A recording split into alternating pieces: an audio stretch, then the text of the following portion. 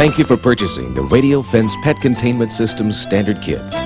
This video demonstrates the installation of this kit, which includes the standard transmitter, the receiver, battery, extra probes, a thorough instruction and troubleshooting guide, and installation video. Your kit may or may not include wire and flags. Teaching your pet to stay in the yard is a constant challenge. There seem to be as many solutions to this problem as there are pets.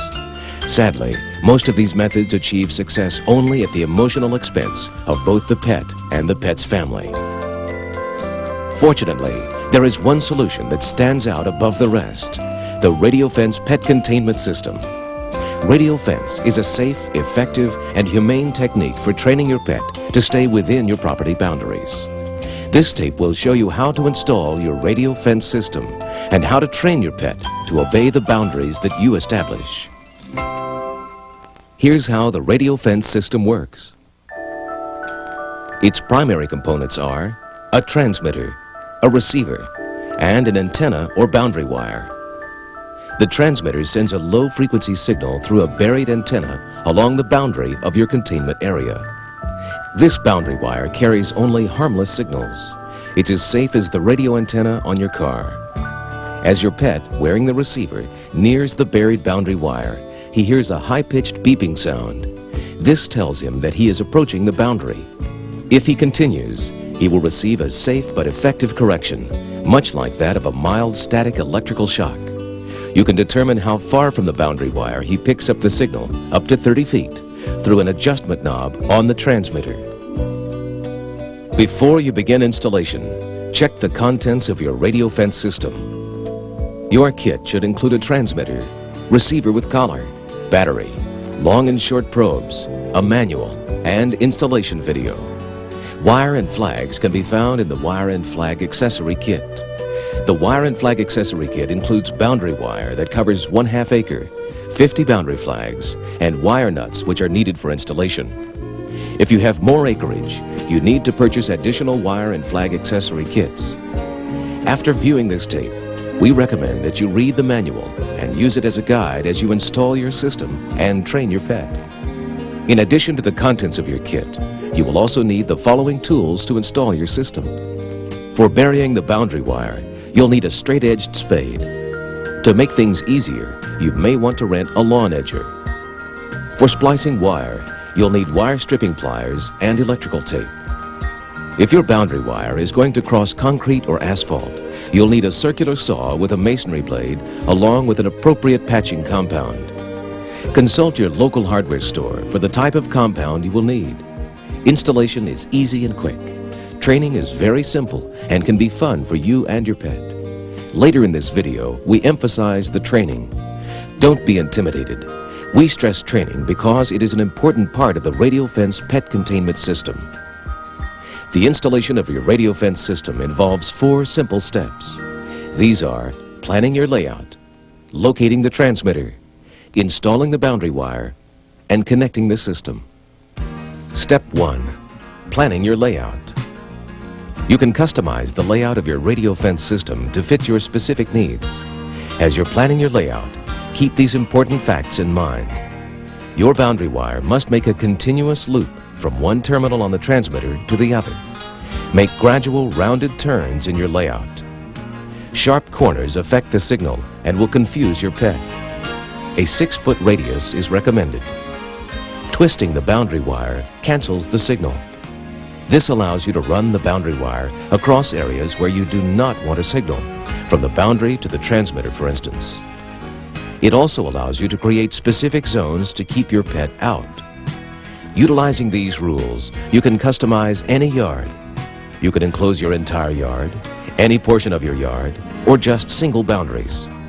Keep in mind that the boundary wires must be at least 3 feet apart to avoid affecting the signal. In these cases, you may first want to lay the wire on top of the ground to determine the correct amount of separation required for your particular installation. This same method allows you to fence just your front yard or your backyard, giving your pet access through the house. To use this boundary pattern, you'll have to double back with your boundary wire. Remember to separate the boundary by at least 3 feet. Using these techniques, You should be able to plan the layout of your radio fence. Trace it out on a sheet of paper before you begin installation. Step 2. Locating the transmitter. Find a dry, protected place that's near a 120-volt electrical outlet. A garage could be a likely choice. Do not install the transmitter in a barn or shed. Be sure that there's access through door jambs and along baseboards to run your boundary wire through. Do not run the boundary wires along with electrical wires, telephone wires, television cables, or antenna wires. Do not plug in the transmitter at this time. You must ground your system by running a 12-gauge wire from Terminal A, page 9 in the installation manual, to a grounding rod your utility company put in or one of your own. It is better to locate your grounding rod close to where you will mount your transmitter. To make a good ground rod, buy a 4-foot galvanized or copper rod and bury it several feet deep. Be sure and obtain a ground clamp to connect your wire to the rod. Any electrical supply house and most hardware stores will have both the rod and ground clamp. Step 3. Installing the boundary wire. Make a shallow groove along your desired boundary. Place the wire in the groove, making sure you have enough slack to reach one of the terminals on your transmitter. Burying the wire is not necessary, but it does protect it from small animals, lawnmowers, and other disturbances, and it keeps people from tripping over it. You only need to bury it 2 inches or so. Burying it too deep will weaken the signal. The radio fence signal can travel through the exterior walls of your home, so be careful not to place the wire too close to your home.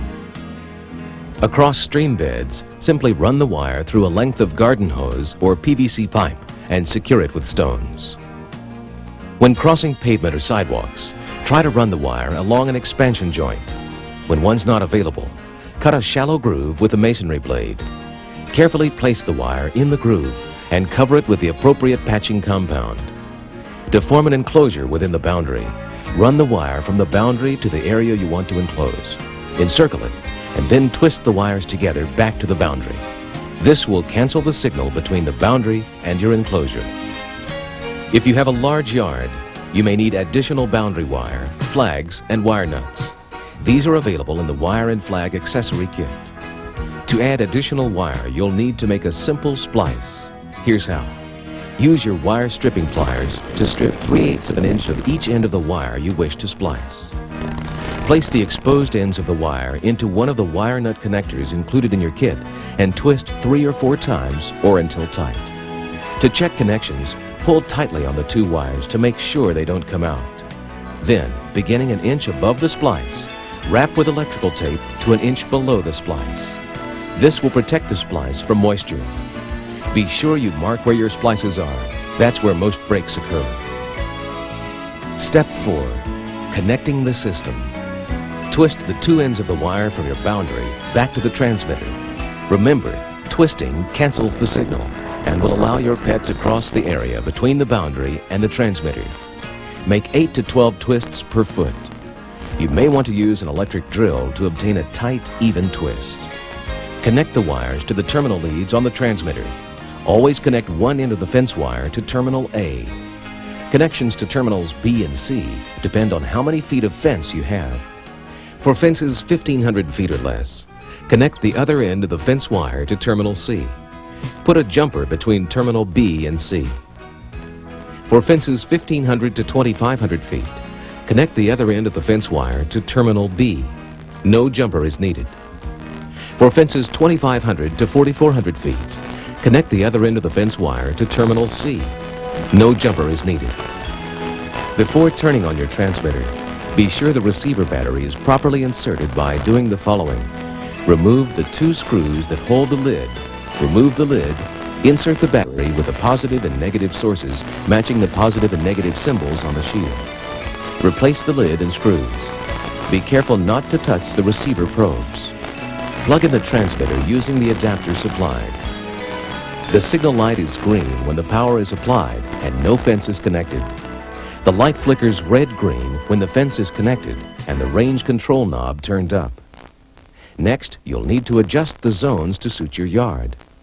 The standard operating mode for your kit is beep shock. This mode will automatically be activated when the transmitter is plugged in. The high-pitched warning beep will be activated when your pet enters the protected area. As your pet crosses into the correction zone, he will hear a higher-pitched beep but lower volume tone as he receives a correction. Next, adjust the zones of your radio fence signal to suit your yard. Approach the boundary wire with the receiver collar in your hand, noting the distance at which you hear the high-pitched warning beep. Continue moving forward and note the distance at which you hear the tone change to the correction beep. The range adjustment knob on your transmitter is very sensitive. A slight turn will change the signal zone distance by several feet. You can create a signal zone up to 30 feet on each side of your boundary wire. 10 feet on each side is most common. As a guideline, the larger the yard, the larger the zone. Keep in mind, boundary wire is dependent upon terrain. Boundary wire should be buried 1 to 3 inches. Using the range adjustment and the receiver collar, you can vary the size of your zone to the exact size you want. Congratulations! Your installation is complete. Now you're ready to begin the most important part of your radio fence system, training your pet. To get the maximum use and enjoyment from your radio fence, you must train your pet properly. Train your pet the right way from the beginning. After viewing the training lessons on this tape, we suggest that you read the training portion of your radio fence manual before you begin any training. To effectively train your pet using the radio fence system, you will need the temporary boundary flags, a 6-foot training lead, the collar with the receiver attached, and a regular or training collar. The radio fence training program is based on proven animal training techniques. When training your pet, remember these 3 key words: recognize, reinforce, and repeat. The first step in training is to establish a temporary visual boundary.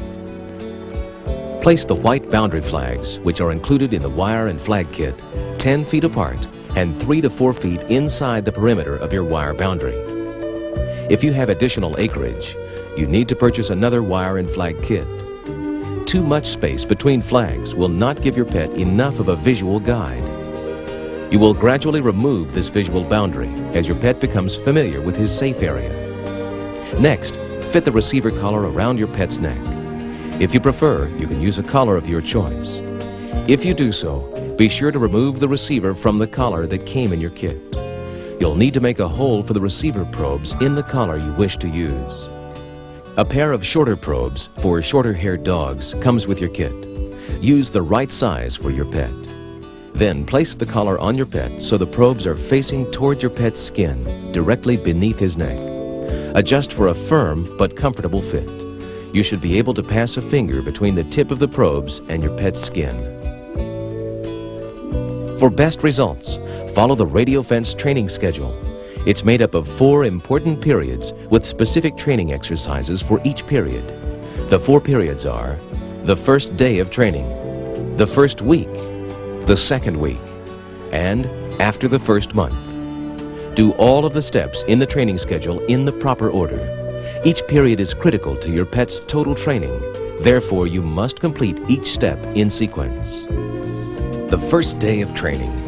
Be sure your pet is wearing a regular collar with a training lead. Holding your pet's lead in one hand and the radio fence receiver collar in the other, walk him up to a boundary flag. Shake the boundary flag and give him a strong no command, allowing him to hear the beeping from the radio fence receiver. At this point, you're using the first key word of training. You're teaching your dog to recognize the radio fence boundary. Now, practice the second word of training. Lead your dog back to a safe area. Praise him and play with him. This will reinforce his good behavior. Repeat steps 1 and 2 around the entire perimeter of your boundary. Recognize, reinforce, repeat. Please remember that training is very tiring for your pet, so limit training sessions to 10 or 15 minutes. Make sure that other family members take part in training so that your pet doesn't begin to associate the radio fence boundary with just one person. Now, place the receiver collar on your pet's neck. Don't remove his regular or training collar and lead. Allow your pet to receive a correction. Let him walk into the boundary zone on his own. Do not lead him, as this will confuse him. When he receives a correction, shake the boundary flag and give him a stern no command. Then pull him back toward the safe area. Praise him and play with him. Repeat these steps all the way around your boundary. Unless he shows a willingness to approach the flags, it is not necessary that he receive additional corrections. When the training is over, it is extremely important that you remove your pet's receiver collar. Do not leave your pet alone with the collar until he is fully trained. And it's very important to remember to keep your pet confined for at least the first 14 days of training. For the first week of training, repeat steps 4 through 7 at least once per day. Your pet should begin to avoid the boundary flags on his own. This shows that he's learning. Even if your pet is making great progress, it's important that he receives training for each of the first 7 days. It is also extremely important that you do not let your pet run free until the 2-week training period is over. If you do so, your pet will learn by accident how to escape the system, and it will be much more difficult to retrain him. As always, it is better to do it right the first time. Until he is trained, keep him restrained or confined. Radio fence is a training device. If he is not trained, it will not keep him in. The second week of training. On each succeeding day, remove every other boundary flag until all flags have been removed. Over the next several weeks, gradually increase the amount of time you allow your pet to run free without supervision. If in this time you need to leave the boundary with your pet, remove his receiver collar and take him out of the yard only in a car. After 1 month of training, you can teach your pet to leave the boundary through an imaginary gate. Remove the receiver collar and replace it with a regular collar and lead. Always lead your dog out of the boundary in the same location.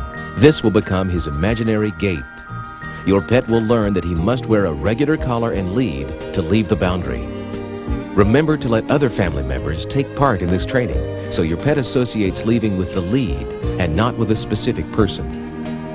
The training periods in your radio fence training program are a guideline. Some pets learn faster than others. We recommend that you train your pet for at least as many days as indicated in this schedule. Should your pet become frightened of the training, remove the radio collar, take him to a safe area, praise and play with him. Resume the training the next day and alternate the training every other day after that. Let's review your radio fence training program. Train your pet the right way from the very beginning. Be sure your pet is confined for at least the first 14 days of training. Complete all of the training steps. Do not skip any steps. With proper training, your pet will have no problem obeying your radio fence boundaries. It is important to review the boundary with your pet about every 2 weeks for the first 3 months to ensure and reinforce the training. Troubleshooting. Every 3 or 4 months, you may need to replace your receiver battery. Remove the collar from your pet before attempting to replace the battery. Remove the 2 screws that hold the lid and remove the lid. Take out the old battery and insert the new battery with the positive and negative sources matching the positive and negative battery symbols on the shield. Replace the lid and the screws. Check your transmitter periodically to make sure it is functioning normally.